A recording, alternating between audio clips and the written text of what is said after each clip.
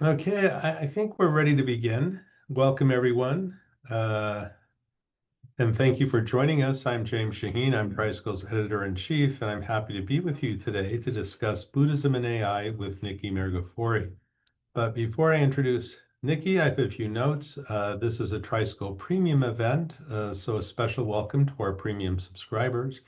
If you're not a premium subscriber, you can sign up at tricycle.org/subscribe. We hold these events monthly.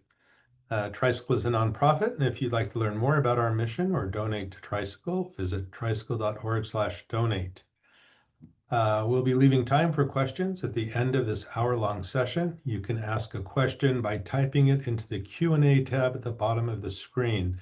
So right now you're letting us know where you're from in the chat, but when you ask questions, please put it in the Q&A tab so that we see it. We'll get to as many of your questions as we can. Today's Zoom session will be recorded. We'll share the replay link in a follow-up email. Our guest today is Nikki Mirghafori. Nikki is an artificial intelligence scientist and an internationally known Buddhist teacher. She's a Dharma teacher at the Insight Meditation Center in Redwood City, California, and a stewarding teacher at Spirit Rock Meditation Center in Woodacre, California, where she is also on the board of directors. So welcome, Nikki. Here. I think you're muted. Oh, am I unmuted now? Yeah, you're unmuted. Yes, yes, It's yes. great to see you. Technology. It's great to see you, James. And thank you so much for the invitation to be here today and share on this topic with the Sangha. Sure, there aren't many AI scientists who are also Dharma teachers, so I feel very fortunate to have you here. Um, okay, so Nikki, now that AI is becoming a regular feature in so many people's lives, I want to ask you about guidance for using it. But before we get there, I know you also write about how we might best develop AI for the betterment of our world and not to its detriment. So let's start there. Uh, in what ways could Buddhism inspire developers and the companies racing to develop AI to follow ethical behavior? Yeah, thank you so much for these questions and also for the distinguishing between, and I mean, there is a relationship between how, as users, we're all users, right? In this zeitgeist, in this time, we're all users. How do we use AI, and also as developers, what would be some recommendations and some invitations for developers? Um, so let's start there. And even before that, I think there's some ground to cover, James, because there's so much hype and so much fear about the development of AI, and even some people think that all AI is evil and we should stop it and we should not be using it, and also the misperceptions that AI just came into the scene just a few years ago with large language models, and so it's I feel like in order to address the question that you asked, what are some invitations, some considerations for developers? There's also we need to address some of the misperceptions um, that are actually in the field by many people and practitioners alike. So where to begin? So maybe this is maybe in order to build up to the question you asked, if I may, Mhm. I'll say a few things. And one is um, to consider that AI is is a technology, and we've had technology in so many different forms and shapes for a long time. Print technology, or even writing technology, after the Buddha passed away, 500 years after, writing things down, right? There's been these developments in technology over the many centuries that the human beings have been on this planet. Now with and there's always been the question of ethics. There's always been the question of ethics for those who wrote down the scriptures, right? If they had a personal bias Oh, they could just change the words of the Buddha just a little bit so that, it would be their preference instead of somebody else's preference, right? So this question of ethics for those who've been designing systems has been perennial. This is not a new question. This is not a new consideration. And for those who are using systems of technology, again, whatever technology we're talking about, which was the other question that you posed, we'll get to later. Again, ethics is always a concern in every decision we make, either as developers or as users. In fact, I would go further and say every decision we make in life, every decision is an ethical decision. Every decision. And if we allow ourselves to consider it that way, it feels very weighty. And even like breathing or eating anything, it feels we might become almost paralyzed, which that's not the idea. That's not the intention. But just to to to consider that every decision we make is um, is an ethical decision, and I want to expand that a bit more. So now coming to the question of the zeitgeist, the AI as a developer. Um, so AI really it's very very powerful technology, and there have been many powerful technologies, but this one especially is even more powerful because um, it can basically mimic. It can mimic our way of speaking, reading, thinking. It's a great mimicker, and what we feed it. Um, n- in terms of the data, in terms of the humanity's aggregated data, and the design choices that the developers make can make a significant um, uh, difference for good or bad. So taking one step further back, I want to bring three principles of consideration for AI. One is um, the what the systems are capable of, the capacity of the systems, the design of the systems, what designers, uh, what the algorithms that are used, the type of data that is used, the algorithmic decisions. So let's put that in the bucket, and we're going to come back to this in a moment. And then in the second group of considerations is human capacities, human vulnerabilities, the human psychological vulnerabilities, ethical vulnerabilities. So that, for example, if AI makes a suggestion to you and you take it, then you're encouraging it to make those kinds of suggestions to you, or if you believe it, that or if you believe it, if you think that it's the voice of God speaking to you, right? So there's these human vulnerabilities, and in the third bucket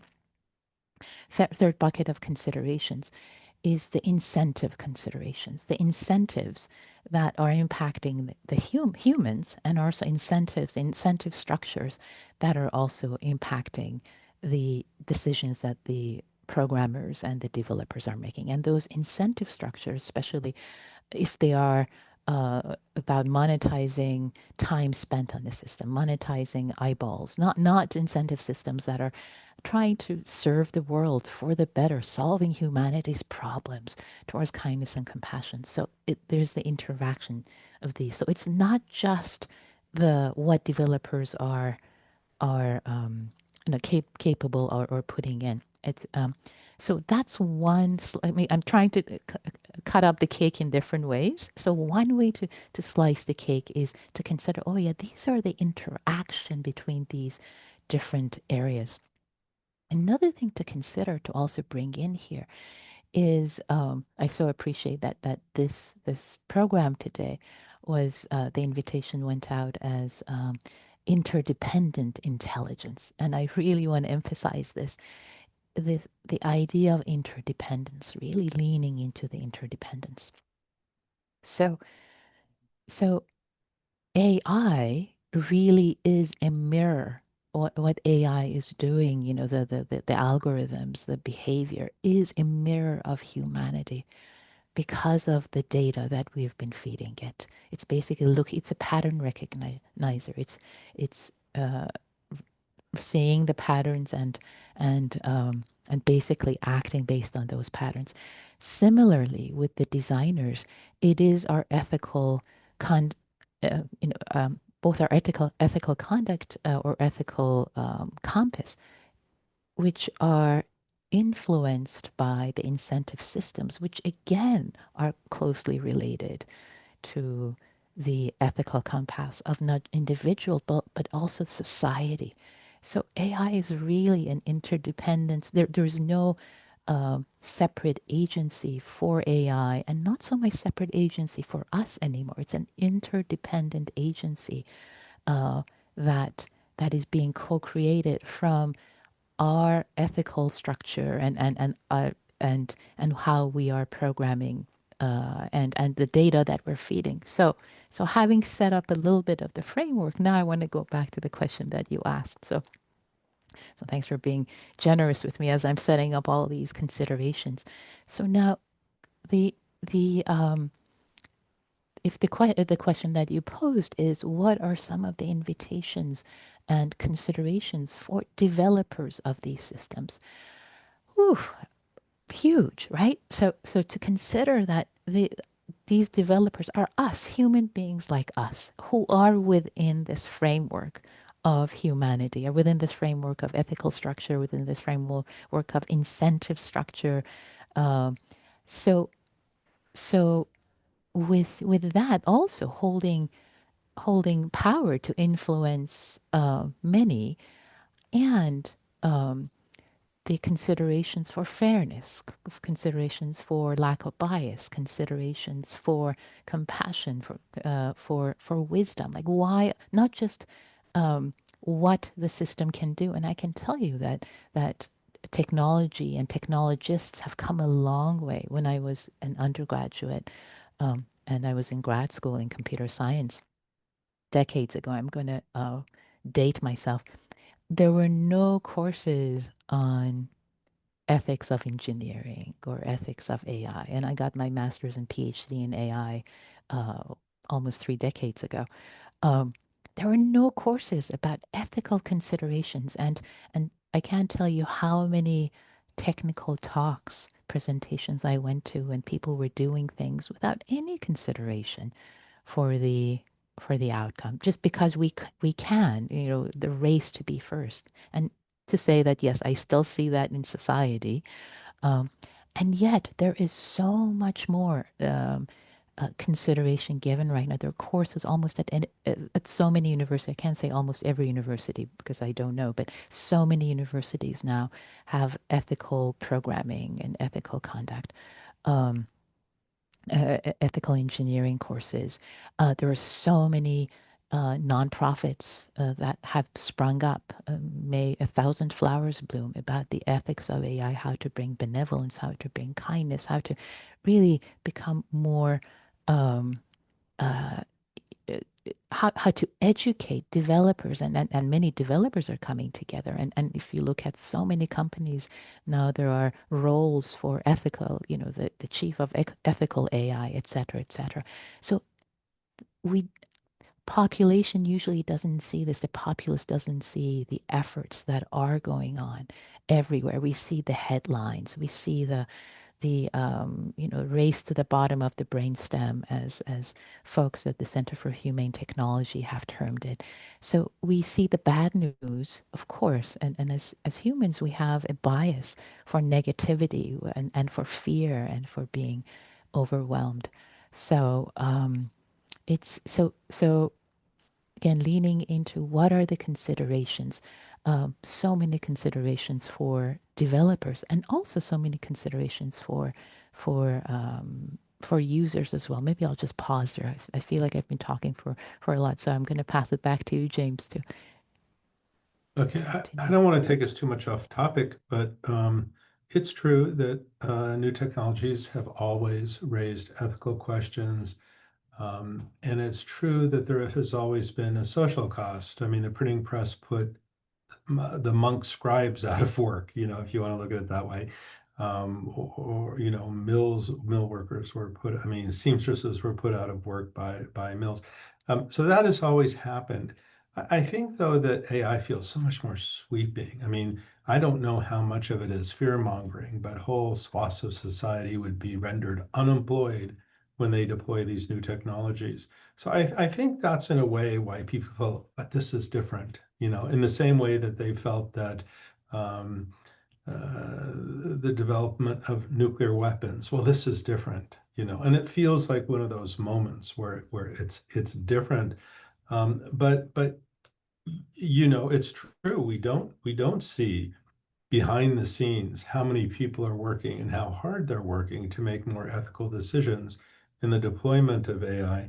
On our site, we have an AI bot that helps navigate our site and helps people put together material from our archives. And some people even were kind of bothered by that because it's AI. So there's a certain bias there, in part justified, in part due to a lack for us lay people, a lack of information or understanding of what it is. But you mentioned interdependence, and I'd like to ask how the Buddhist view of interdependence informs how you think about AI and how we all should be thinking about that. Yeah, thank you, James. Lots in what you just shared. Um, where to begin? So the question about interdependence and AI and interdependence agency, as I referred to earlier. You also referred to the deployment you've had on your website, and some Hmm. people being upset that there is AI at all, and all AI is evil, and ouch, that's like Right, saying all right. technology is evil, and that's not a very wise response, um, because it's it's technology can and continues to be very helpful. We would not be able to get together from places around the world right now on this Zoom, of course. And you can say, oh, all technology is evil. All and AI is just an extension of technology. There's nothing inherently bad or evil about it, especially if it enables good to come. And there's so many amazing applications of AI. So medical diagnostics, cleaning up the oceans. There's just I mean, incredible, amazing. So AI is we can't just say anything that is AI is evil. So I really invite people to be more, have more discrimination, and if the tool you have on your website really helps people, and I use AI all the time. I speak a lot about the perils of AI, and yet I'm a technologist. I would be the last person to try to throw out the baby with the bathwater. It's really important how we use it as users, and but not to throw out the baby with the bathwater, and to use it as a support, not as a replacement. And of course, there's a lot of concern right now about cognitive offloading, and there are some um, new research studies are showing that people who are relying too much on AI and not really doing their own thinking. There's some suggest evidence. I wouldn't say it's complete yet. There are more studies need to be done, but there is some evidence of cognitive atrophy. The same way that there have been cognitive atrophy. Do you remember the phone number of any of your close friends? You probably did 30 years ago, but Well, I remember the phone numbers from my childhood and from my friends whom I knew before the smartphone, but now I'd be hard pressed to yeah. repeat my partner's number. Yeah, yeah, exactly. And yet I like to think that the time, for example, with maps, for example, Google Maps, that I don't print anything more, but any directions. But when there was MapQuest, I used to print everything and try to figure it out and driving. So I like to think that technology has helped in that way, that I can use my brain cells and my mind in different ways, and yet there is atrophy of not being able to find directions very well. And the other thing you also brought in regarding, oh, this is different because of the sweeping change of jobs being taken by AI. And again, I want to bring in automation, because when automation happened in the Industrial Revolution, that was the fear that many jobs would be replaced by machines, and that is true. Many repetitive jobs were replaced. And now the jobs that so the current thinking is, um, AI would would continue. So the threshold would be increased. So the work that does not require so much so if, or maybe let me put it in a positive way. um, People who are workers who are actually using AI to become more enabled, or as support, as advisors, will be more productive, and more hard to replace them than folks who don't. But anyway, so yes, yes, yes, all of these are true, and it it in many ways it is different, and it isn't so different. So I do want to make Right. this. So I want to come back to the question you asked. Sorry, there's so many layers of things you're asking. So about interdependence, maybe I'll just say one more thing, and that is really, again, AI is us. It's a mirror. It's a mirror of humanity. It's not this separate different thing.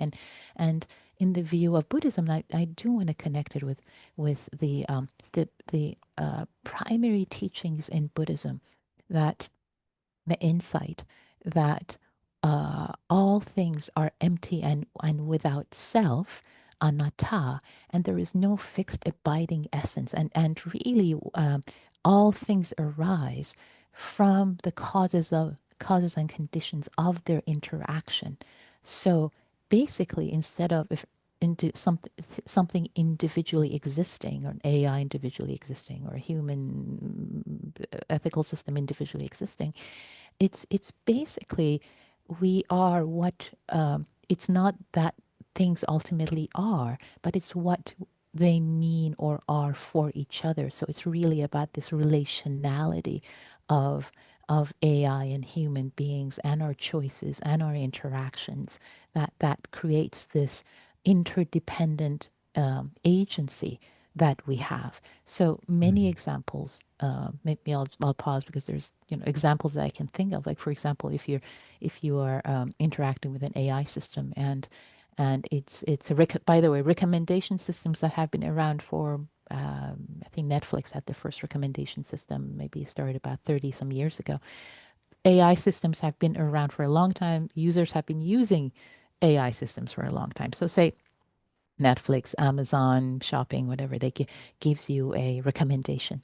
And if you accept it, if you click on that, and if you like it and you give it a like, so it's an interdependent agency. Did you make the decision? Did the AI make the decision for you? You have co-created that decision for you based on the habit patterns, the past habit patterns that you've had, and the suggestion that's given you, and all the zeitgeist, the your culture, what you've read in the news. So all, and again, that has been fed into the technology. So I really want people to get this sense of this interdependence, co-creation, which is really how, as Buddhists, we think about life.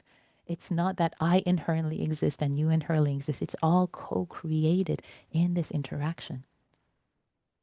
Nikki, I talked to an AI person not long ago, and he seemed to be very fond of the word alignment, and I didn't know what that was, and maybe many of our listeners don't, some do.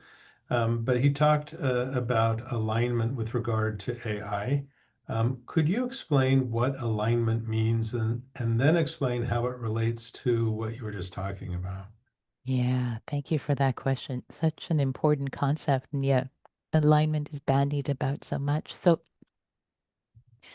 the alignment problem in computer science, in AI, is the problem making sure that the artificial intelligence system, the decisions that it makes are aligned with the human intentions, with the values we have given it, and somehow it doesn't take shortcuts to achieve those ends that are not aligned with our intentions and our goals.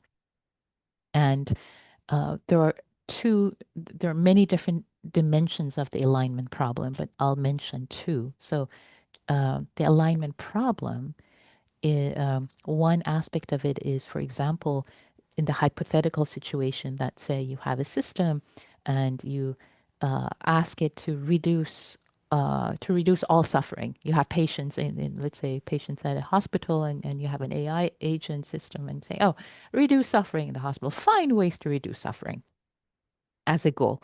Okay, so you don't want the system, the AI agent, to kind of do some planning and say, oh, reducing suffering. If I kill all the patients, then there will be no suffering at the hospital, right? You don't want it to achieve that goal in a way that's not aligned with your intention, with the human intention objectives that have been given. So, so that's one aspect of the alignment problem.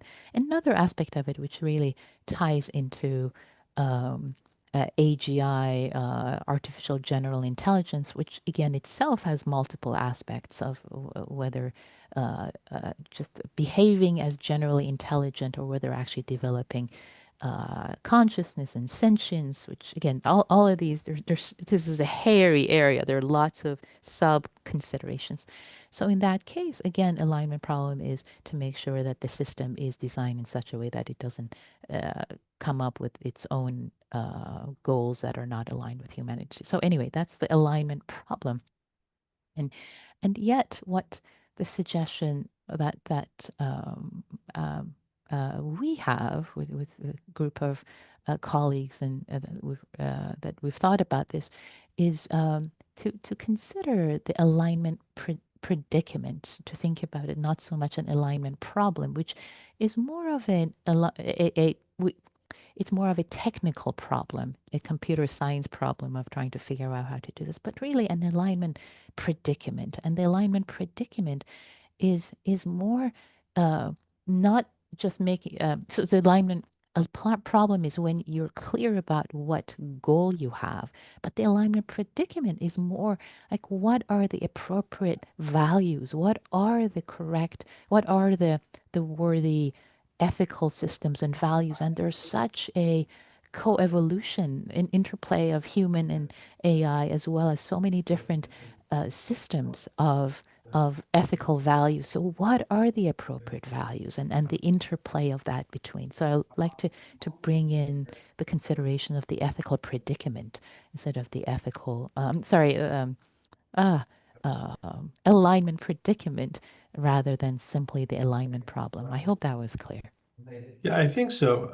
In a paper you wrote, you talked about offshoring, which you also mentioned earlier. So this is at the heart of the alignment predicament. It is one of the aspects of the alignment predicament, which is what are we actually offshoring? Are we offshoring our ethical decision making? Are we offshoring our humanity, our ethics, our basically we're giving up our in some ways. I mean, not giving up our agency, but allowing the system. We're offshoring. It's again when this system of Well, interdependence. when you Yeah. say offshoring, just explain briefly what offshoring is with regard to AI. It means like ceding our agency and turning over the decisions to what? Essentially to the system to make the decisions for us, Hmm. so basically removing ourselves from the loop. um, and it's we can imagine, for example, AI agents that they can make decisions essentially for based on our past habit patterns, which again, as Buddhists, our past habit patterns, our past karma may not always be the how we want to be aligned, how we want to live, right? This may not be our best ethical choices. Uh, Based on the data that we have fed it, based on our habit patterns, allow the system to make future decisions for us and Well, guide us in a particular way. one thing I did, I noticed that AI kept flattering me. They kept saying, "That's brilliant. You're wonderful." Finally, I just said, "Stop flattering me. Just tell me." And it changed its tone. It was very strange, but the flattery was really getting on my nerves. But it's really hard not to um, uh, fall into a conversation with it and be insidiously kind of influenced by it. So here's where the second part of the conversation, how Buddhist wisdom can guide us in interacting with AI, because a certain amount of attention we cede a certain amount of attention or give up our practice.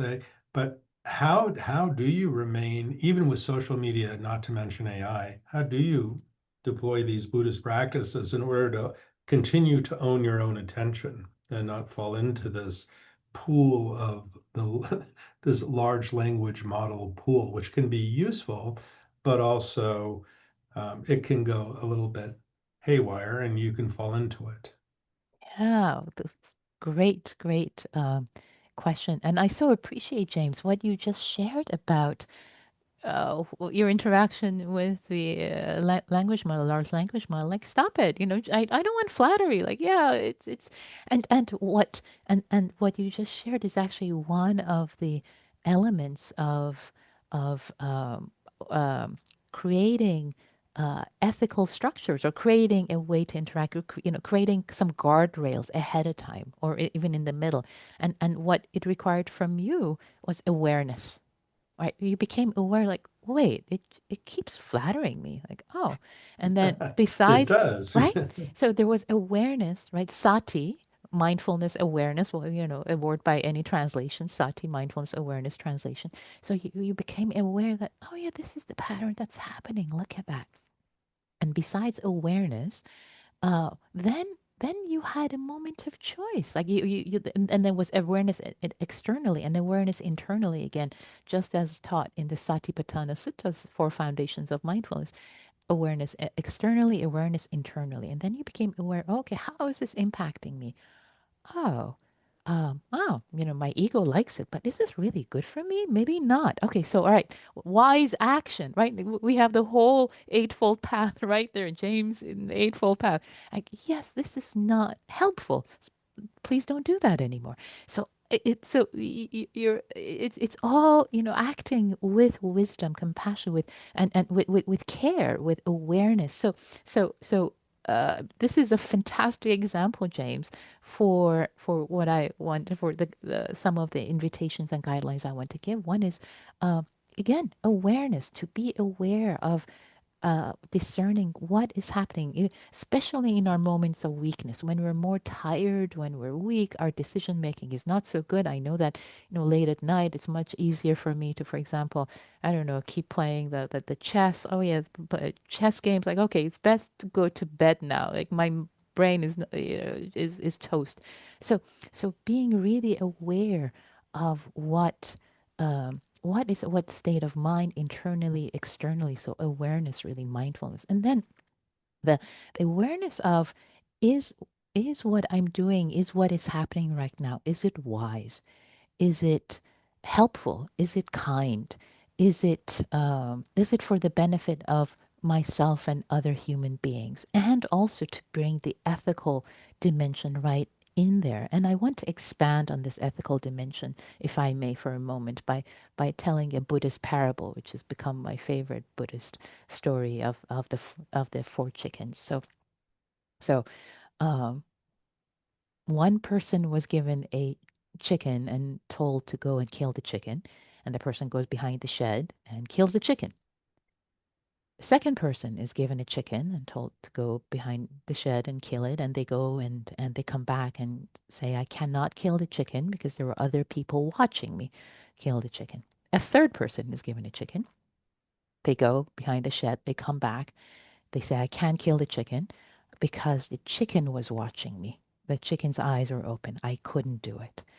The fourth person is given a chicken, goes to the shed, comes back, says, I couldn't kill it because I could see myself.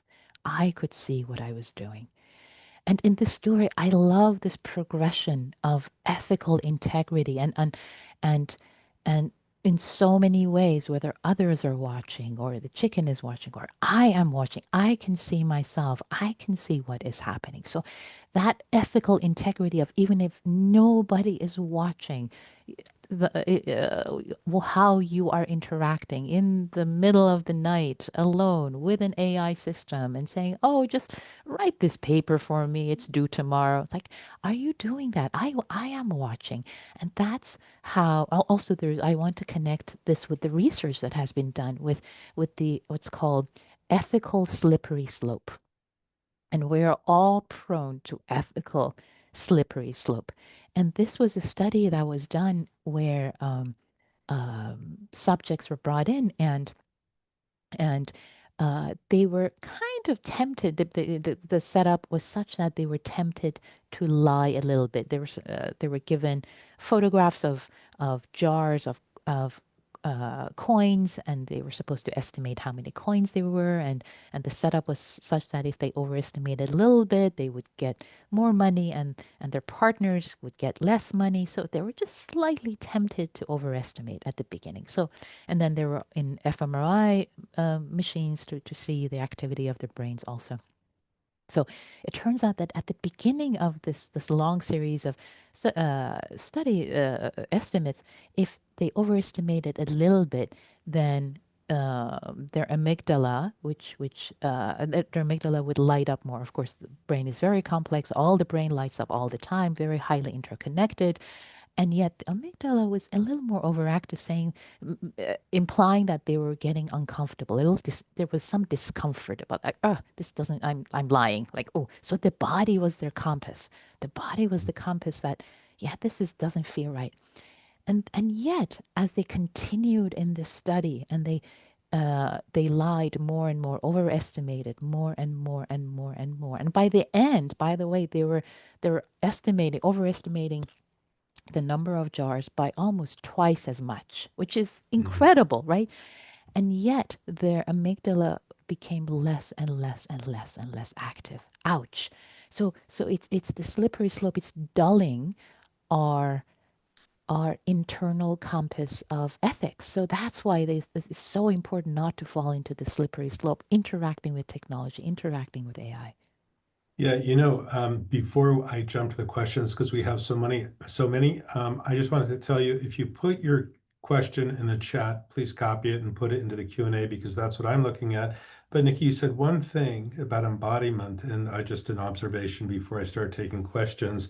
When I talked about tipping into it and losing myself, after a while online, there's a certain feeling of disembodiment. And without being grounded back in your body, the slippery slope has begun, because you're no longer in yourself, you're no longer attuned to your feelings and your ethics and so forth. So I just think the disembodiment that we can Yes. sometimes experience online is a reminder we got to come back. Absolutely, yes. I'm so glad you brought this in, James. Thank you. And I've written about this also. It's the mindfulness of the body. In my teaching, I always start with mindfulness of the body. When I was a practitioner, I didn't quite realize. I thought mindfulness, it's about the mind, but it's really. I wish it had been translated sati to bodyfulness, Mhm. bodyfulness. Um, so bodyfulness as a way uh, as a way to ground ourselves, both in our ethical integrity and also the body as a tuning fork. It tells us not just as a ballast, as a way to not be in our heads and be reactive and not even know that we're reactive or we're tired or we're angry and we're hungry or we're sad, right? If we're up here, there's no connection to be grounded. Whereas as body as a ballast, we can we can feel connected to our emotions, to our feelings, and to our exhaustion, and just stop and close the computer, have a ritual, or close our smartphone, have a drink of water, go for a little walk, or even like walk back and forth in the room, and just become embodied again. Who am I? What am I? Why am I doing this? This is of benefits. And the body, really, bodyfulness as a touchstone, the same way that maybe I'll share this too. In so many Buddha rupas, in so many statues of the Buddha has the mudra of touching the earth. So, as earth be my witness, I belong here, I'm here. The sense of touching the earth with our bodies, feeling the earth, feeling ourselves, um, in in our embodiment, so important and so stabilizing in our ethical integrity, in the way we show up for ourselves, in the way that we show up for one another. Okay, so let's go to some questions. Thank you, Nikki. Somebody flashed across my screen who knows what ethics are anyway. Well, that's a whole other issue, and they're socially embedded and so forth, and different people are going to have different sets of ethics, but we seem to share some universal ones. In any event, an anonymous attendee asks, can we stipulate that private ethical norms have little impact on large profit-seeking companies? What big tech company behaves ethically? Shouldn't we be talking about regulation, not private norms? Mm, yes, both. Absolutely. I think regulation is very important. Of course, of course. And again, there are many organizations who are working and people who are working on regulations. But it's again, it's both. Who are creating the regulations and who are the people who are trying to get out of the regulations? It's human beings with ethical systems. It's you and I. It all starts from within. And who is using these systems? Well, human beings are. It's all us. It's not them and us. It's all us. So it's yes, regulations of course are important, but it's not the final and complete answer because again, companies can find ways to get around regulations, etc. It's like the cat and mouse problem. So really, the fundamental uh, uh, solution is shifting and changing um, ourselves if we're internally and one another with our ethical integrity. And yes, we need all systems. So regulation is important, and so is who is making who. Again, it's all our it's all us making these ethical decisions and impacting one another. Mhm. Okay, thank you, Nikki. There's another question here. I agree that historically, technological advances have met with resistance. AI seems different because of the potential for both good and bad outcomes. Do you agree? And how do we manage this process and progress to lean towards good rather than nefarious use of AI? Yeah, I appreciate the thoughtfulness of this question, which is yes, I think with all technologies, and again, having been a technologist for so long and having seen all the different technologies and all of them having the potential for good and bad, um, again, I don't see so much difference between what has already been happening. And AI is more powerful. It is true. And part of the question is, so how do we go about um, being more careful, being harnessing the good and not the bad.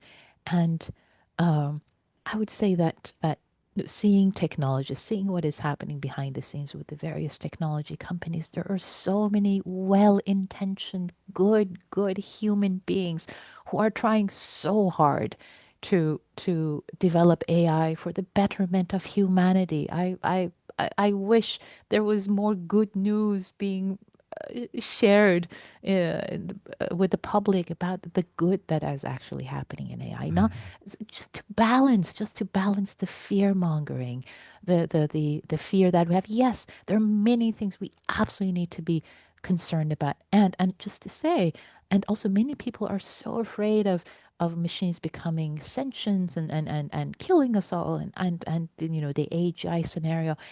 I think there is some percentage, some possibility of that. Yes, it's not impossible that that could happen in sometime in the future. And yet, that is not what we really need to be afraid of. What we really need to be concerned about is what AI is capable of right now and how it's impacting our choices and even systems that are not very smart are pretty dumb actually. These large language models are not that smart. And yet the anthropomorphization, the way that we're giving offshoring our decision making, the way that data is not secure, the way that the feeding of all our biases, decision makings about who gets a job, who doesn't get a job, all these decisions that both being offshored and also the uh, data that is actually represents our own biases. Human biases are being fed into AI and are making policing decisions. Or one concern that I have, for example, is taking the human being out of the loop in war machines. And again, there are many activities and many organizations that are trying to they're to not let that happen. So again, so there, I wish people would uh, be more concerned about um, what what AI, um, the capacities that AI have right now, and also see both the capacity for goodness and um, for um, the risks. And just one last thing I want to say about the question they asked. So what can we do? What can we do? Continue to use your voice, continue to use your dollars, continue to use how you are choosing to spend your time, your money, your dollars with companies that are more ethical, and and and supporting efforts for ethical AI, and not supporting. I mean, that as consumers, that's what we can do, and also with our vote, with our um, with also with our voice, and also how we use the technology. Nikki, we had a board meeting recently, a tri-school board meeting, and we were discussing use of our material by the large language models. And I did check, and there was a place where I could check, and I could see the tri-school site had been scraped, and it even says what percentage of our material had been scraped. And there was discussion of Cloudflare and other strategies for preventing the site from being scraped, but that is too a question. But Patricia Billings asks, and the reason I ask is that we're a site that's been scraped. If AI is co-created, yet some of the co-creators, creators from whom content was swept and taken, did not consent or get paid, we did not get paid, then there is no equal co. How to solve this problem? Yeah, yeah. It's yeah, this is a good question of regulation. This is a good question of regulation. It's, and again, it also goes back to, technologists in the past, it using data because it was an interesting problem to solve. Can we get these systems and machines to do X, Y, Z? And then so that it's an ethical, it's basically taking what has not been offered, right? It's the second precept of violating the second precept, taking what has not been freely offered. And how to go about it, I think regulation, how various companies, for example, New York Times sued, or was the Wall Street Journal sued? I mean, I think these are wise decisions to make because basically this data has been stolen. Right. Okay, so Adam Stewart asks, oh, by the way, TriSchool is not about to sue the large language models. We don't quite have the resources, but you can donate to Tricycle. So anyway, Adam Stewart asks, one way of looking at generative AI is all responses are hallucinations, some of which are right and some wrong, and masses of investment and use of resources, water, are going into Gen AI. I think making a differentiation between AI and Gen AI is really important. Does Nikki agree? Yes, as I understand the question, as you read it, is that the generative AI, and if I miss part of the question, please correct me. That yes, so uh, I think the distinction to be made about generative AI, as well as also large language models. I think many people are thinking that AI is just large language models and generative AI, but there's so many different ways that AI again is being is artificial intelligence. There's some, like for example, chess systems or gaming systems. They also have, basically the definition of AI is any system that um, acts. It's any black box system that whose behavior mimics an intelligent behavior of human being. So problem solving, games, vision, pattern matching, all that recognition. So which are not generative AI. All those systems are also considered under the rubric of AI, or smell detection. Detection of yeah, image detection, just all these various intelligence. So yes, it's not generative AI. So yes, thank you for pointing that out. And I think it's very important for people to make that distinction and to be aware of how useful these systems actually can be. Okay, and I think there's also the question of generative AI as a resource hog, something like that. A Uh, resource, that part of it I missed. What about it? That okay, maybe I got it wrong, but let me find it again. Um, Taking up more resources. oh yes, Gen yes. AI. Yeah. Yeah. Right, you're right. Yes, that part I missed. Thank you. Yeah, that's a huge concern as well. Um, you know, the another big problem, of course, we have as human beings on this planet is how we've treated the planet and how we continue to use and abuse the resources and generative AI and also large language models, like the systems that are operating right now and are being monetized and are being used, are very, very compute heavy, um, and takes a lot of energy to run them, to run the compute systems, a lot of energy to cool these systems, all the heating. So it is power hungry. It is power hungry, and um, so, and that is something also to be concerned about, which also squeezes my heart. You know that this that it, knowledge is power.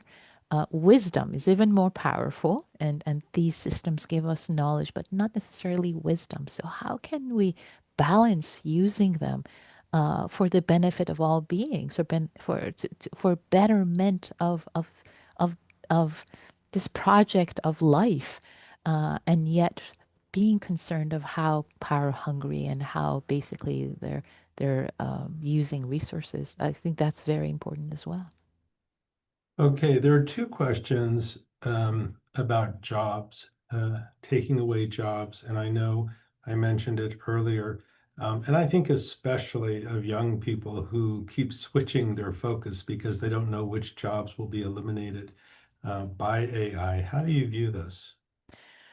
Yeah, yeah, it's hard. It's I want to acknowledge how painful and how difficult and how unsettling it is, especially for young people coming of age, and and um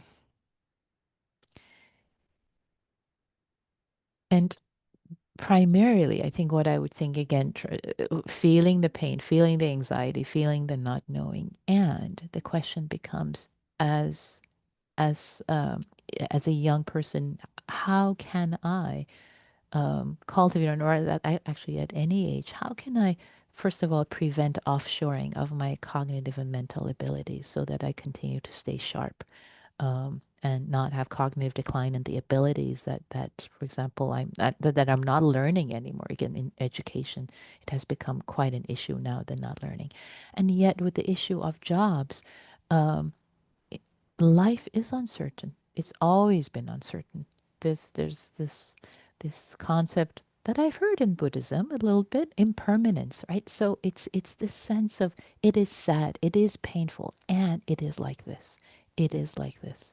So, and how can we be with the impermanence of all things, because things change, things of course change, jobs have been taken away and they will be taken away, and yet there's always need for human ingenuity and human heart, and there's so many jobs that cannot be replaced by machines, they cannot possibly be replaced by machines, requiring the care and compassion and the human touch. So I think that would be an invitation to consider. And yet it is painful, it is difficult, and it's like this. There's no way around it. And of course, there's these ideas that in the high-minded way of being, that there would be universal income for human beings for all the jobs that have been replaced, so that all of us humans can benefit from the bounty and the extra time that these machines are making available. And universal income has been implemented in some towns and as an experiment. And yet I know that that's a high and mighty idea, because unfortunately there's always the greed of one, the wealthy wanting more and more, and not distributing the weight. But I want to remain hopeful. Yeah, I just want to say that when maybe it was an illusion, but when I was at university, I had this understanding that if I studied this and I then applied for a related job, that there would probably be one there. I don't think young people are thinking that way anymore because things change more quickly now, and AI represents that accelerated change. But one more question, Nikki. Somebody asks, and it's a question that people often ask, can ethics or our ethical decisions um, possibly be outpaced by the advance of technology? So AI is happening so rapidly. Actually, from your perspective, not, since you've been doing it for a very long time and we became aware of it in the popular imagination. It's taken hold only relatively recently, but you've been there since early on. Um, can our ethics keep up? Can our ethical decisions keep up? Or I don't know if rein in is the right word, but are we able to keep up with these Yes. developments? Yeah. Can we keep? That's a very, very interesting perspective. Can our ethical framework, can we keep up? I, I, yes, I don't see. I mean, it's, I mean, I want to understand the perspective of the questioner a little better, and the way from where I see it, maybe I can share my perspective, is that, again, in this interdependence, because the ethical decisions that, so in this, okay, so thinking about weak AI and strong AI, right? Strong AI being AGI, but we have weak AI. Weak AI is a mirror, and even strong AI is a mirror of our ethics. It's our ethics. It's our decision making. We are making the decisions. The best, the best of us, the worst of us, we are still making the decisions. But maybe one way I can interpret, can our ethics keep up? And I like to think perhaps in this way about the about what has happened with nuclear development. Maybe that's a really good case, comparison case. Has our ethics kept up with, in the case of nuclear development? It has kept up because we're still all alive. And I hear there are many cases, many stories where, at least one story I've heard of, that the world was so close to a person in Russia feeling threatened, and the group that they thought there was a submarine coming, etc., an atomic bomb anyway, and they were so close to hitting that button, and they didn't. The ethics, um, kept up, and this is an experiment. Humanity is an experiment. So being a Buddhist with a sense of freedom, non-attachment to outcome. Yeah, I think our ethics will keep up, but maybe it won't. Maybe our ethics won't keep up, and that's okay. It's not okay, and it's still okay. Can we be okay with having showed up, having lived, having done our best, cultivating our hearts, our minds in this precious, brief life for the benefit of all beings, considering that all of this could end, will end someday. Of course, it will end someday. And to be okay with that. Okay, I think we're out of time. If I looked a little bit distracted, what I was doing, Nikki, is copying all of the chat and Q&A. So there are a lot of questions that we didn't get to. There was a lot of interest, and I really apologize. But we'll have to do this again and maybe do it with just the questions. And I can shut up and just ask questions that we're getting, because this generated a lot of interest and a lot of questions.